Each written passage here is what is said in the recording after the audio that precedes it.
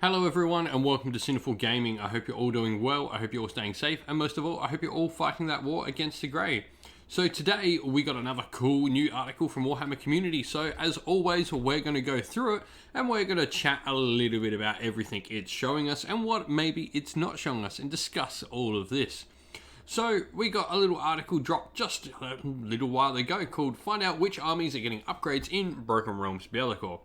Now, of course, we've already heard a little bit about exactly what's getting inclusion. Obviously, the 4 armies that exist within Broken Realms Bellacor that are getting boxes. So we know the Caradron Overlords, the Nighthaunt, Disciples of Tzeentch, and I'm forgetting one, the Seraphon. Of course, how could I forget the best box set out of them all?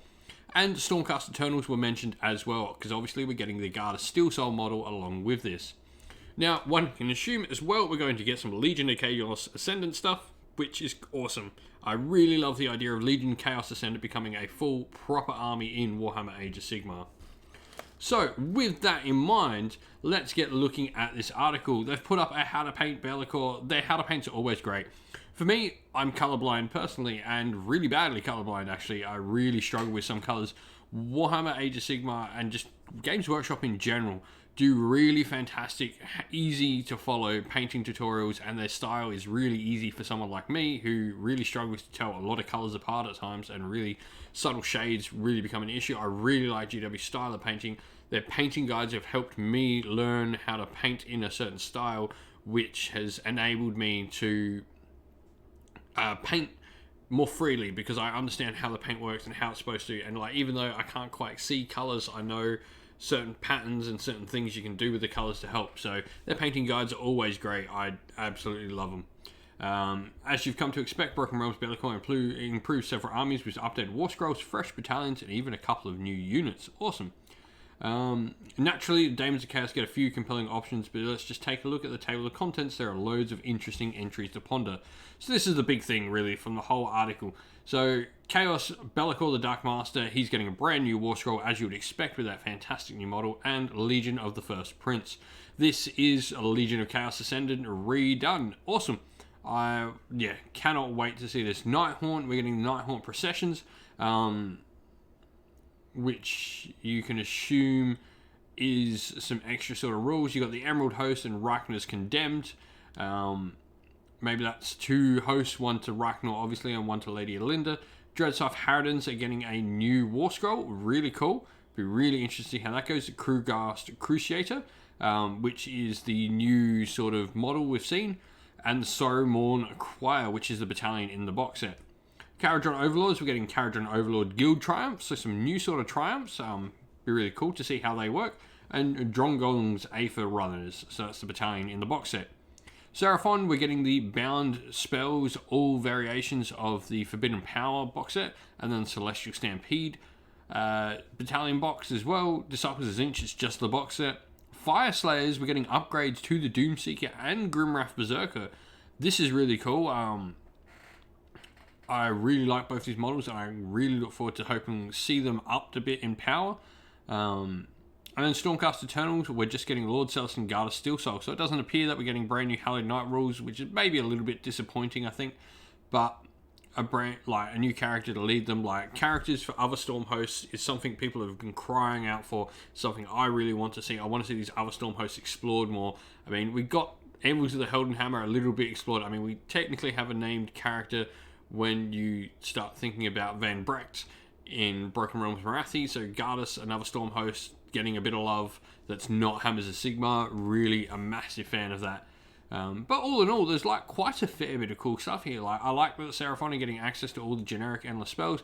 You know, bound endless spells, be what they are, they're cool, but I wish they were maybe costing a little bit more. They probably need to be more than 10 points.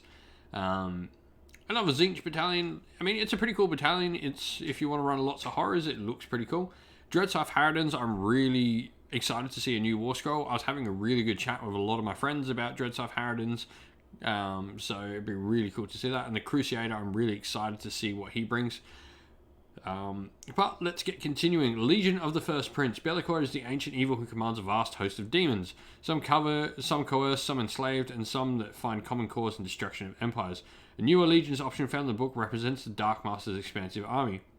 Legion of First Prince can draw upon unfathomable numbers of Bellacor's minions to grind their enemies down, represented by yielding legions, which is literally the same trait we've got from the other one. At the end of the movement phase, you can pick one friendly Legion of the First Prince hero that is on the battlefield and roll 3d6. On a 10+, you can summon one of the following units and add it to your army. You've obviously got all the 4. If it's a hero of a particular god demon, they summon their own one. 10 unless it's horrors, which is 5. And then Bellacor can choose any one of them or 6 Furies in addition. And that's really cool because Furies are decent. Summoning 6 Furies, I've done it a lot with my, what you call him, he's the Gaunt Summoner. And it's a pretty good option to have. Like, they're fast, they've got some really cool, interesting rules on their War Scroll as well. They're definitely not something to shirk at. And then, you know, your normal suffering.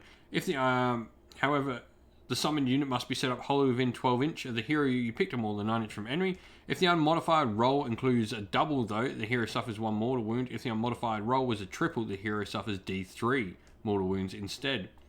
If you use Belakor, the ability to choose the type of unit you want to summon gives you training, yep, blah, blah, blah, blah, blah. Telling us it's really cool that he can choose them all. To get the most out of his legion, you can check out the primordial command trait. This is something maybe one of his other generals can take. If you pick the general to summon a unit using unyielding legions, you add 1 to the roll. I mean, that's cool. So that's making it a lot easier. There's lots of other tricks for this army, including access to unique spells for your Legion of the First Prince, plus boons for both Bellacor and nearby demonic units that make them all the more durable. Awesome. Nighthaunt processions behind the daemons. The Nighthaunt also received very serious boosts in Broken Realms Bellacor, making this book a must-have for generals of the Ethereal Host. I mean, I've got a giant Nighthaunt army there. It'd be really cool to build it and get this. Book contains 2 processions, which add additional keywords and allegiance abilities to your army. So we're getting sub-factions. If you choose Lady Alinda's Emerald Host, for example, your Hex Race become Knights of Regret. Doloram's Elite Household Guardians.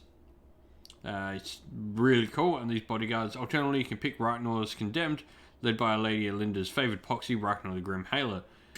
Expect powered up Chain Rasp and Glaive Ray Stalkers. Cool. So, sub-factions for Nighthaunt. I mean, they are the only army currently that does not have any sub-factions in any form. I mean, excluding the White Dwarf Battalion. But this is really cool. I'm really a massive fan of this. This is something I really like. Nighthaunt getting sub-factions. I've been loving the Cities of Sigmar getting additional sub-faction stuff. This is really cool. I like you can just adding these extra sub-factions in. It really gives you a lot more list diversity. The Nighthaunt are also getting new support here in the form of the incredibly creepy Cruel Gust Cruciator. Take a look at them. Yep. We've seen him. And then obviously the Dread Scythe Harridans are getting a new War Scroll and they're part of the battalion in the box. Caradron Overlords as well. This is the last little part of the article. Always innovating, the High-Flying Dwarden will find helpful and fresh guild triumphs. Overcharged Aetheric Augmentation. So once per battle, before a friendly Aether Chemist uses their Aetheric Augmentation ability, you can say that it is overcharged. If you do so, you can instead pick one friendly Skyfarer's unit wholly within 18 inch of that model. If that model has the Chemist Supreme command trait, you can instead pick 2 friendly Skyfarer's units wholly within 18 inch of the model. In both cases, the ability can be used even if the Aether Chemist is part of a garrison, but only on Skyfarer units that are part of the same garrison. Really, really cool.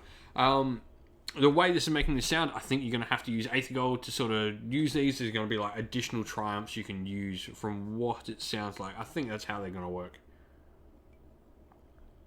And then you've got Large Caliber Augmentation. Once per battle, when a friendly sky vessel that has the Aether Chemist in its garrison is picked to shoot, you can say that it will perform a large caliber augmentation. If you do so, pick one missile weapon that the sky vessel is armed with. You can reroll wound rolls of 1s for an attack made with that weapon. Cool. Like, really, really nice. I really, really like that. That one leads me to believe, like, maybe it's not. Maybe these are just, like, little abilities. I don't know how they're going to work. You'll have to get your hands on the book to see other treats for Caradron Overlords. And yeah, just as with Broken Realms Marathian, Broken Realms Techless, Broken Realms Bellacor offers loads of new ways to play. There's a ton of cool stuff coming out. Like, I'm really excited about this book. I mean, this is like one of the ones where I wasn't like too keen on. I mean, it's not got as much for me as the previous 2, But looking at it, like, there's some really cool stuff. Like, for armies I do own, like, I do have Caradron, I have Nighthorn, I've got Fire Slayers. Stormcast, probably doesn't interest me. I mean, I love Gardas as a model, but I'm probably not going to do that. I've got a Zinch army, so I'll be interested to see how that works. Most of this is pretty cool. It's not necessarily going to get me to buy a lot of new stuff, this new book. I mean, I'll grab the book, obviously, but there's a ton of cool stuff coming out in Bellacor. I can't wait to see more information on all of this. What do you think of everything we've seen so far? Are you happy with what you're getting in this? I guess the last thing to talk about is there's no Croak in this book, which I sort of got the idea that wasn't the case with the article they released on Croak, because to me, it just didn't seem like something they would just say is here, this thing is, without sort of going into it. So I think we're going to get Croak in a later Broken Realms book. But I'd love to hear everyone's thoughts on this little article here, what you're thinking of Broken Realms Bellacor. Is this something you're really excited for? What are you hoping for? The units that are getting new War Scrolls, what would you like to see? That'd be really interesting to hear from everyone.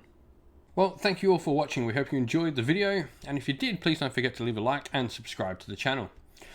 If you'd like to come chat more with me and other members of our little community here at Cinderfall Gaming, you can do so by coming and joining our Discord server, which you'll find a link to in the description of the video. While you're on YouTube as well, go check out my featured channel section, which contains a bunch of other fantastic Age of Sigmar content creators doing everything from battle reports, tactical videos, lore videos, painting tutorials, and more besides that. Lastly though, we'd like to give a shout out to everyone who helps support the channel via Patreon and YouTube members. Thank you to James, AJC, JC, Christian Weir, Soren, Kenny Lowell, Outer and Shot First, Chaospawn, James Crowder, and Andrew Bowen. Thank you all so much for your support.